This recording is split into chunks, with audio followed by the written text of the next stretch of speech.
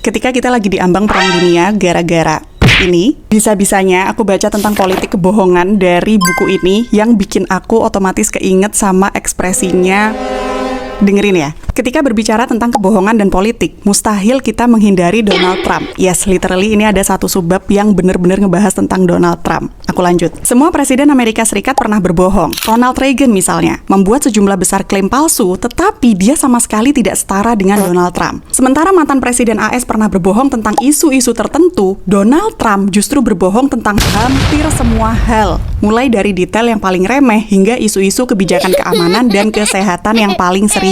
Salah satu hal yang lucu tentang kebohongan Donald Trump adalah bahwa sebagian besar kebohongannya begitu jelas, seperti klaim tentang jumlah orang yang hadir pada pelantikannya sebagai presiden. Hal itu menunjukkan penghinaan terhadap realitas yang selama ini hanya kita lihat dalam rezim totaliter. Sebagai presiden, Donald Trump berbohong secara totaliter dalam kerangka demokrasi liberal, dan hal itu merupakan pelanggaran yang sangat jelas terhadap aturan main yang ditetapkan, sehingga baik lawan politiknya maupun kritikus di media bingung tentang apa yang harus dilakukan terhadapnya. Kayaknya kita juga punya kebingungan yang sama, gimana bisa seseorang yang sangat tidak dipercaya oleh publik menjabat sebagai presiden AS 2 kali. Tapi terlepas dari pertanyaan itu yang ya menurutku itu urusan politik tingkat tinggi dan aku nggak tahu jawabannya apa, teman-teman harus coba baca buku ini karena ini menarik banget, apalagi di bagian kelima tentang politik kebohongannya. Ada banyak hal yang diungkap dan aku yakin di bagian ini kalian akan banyak manggut-manggut karena kita udah lihat sendiri real dilakukan sama pemerintahan kita juga di Indonesia. So, kalau kalian tertarik buat baca, ini judulnya Filsafat Kebohongan karya Lars Svensson. Versi terjemahan bahasa Indonesianya sudah diterbitin sama Penerbit Baca.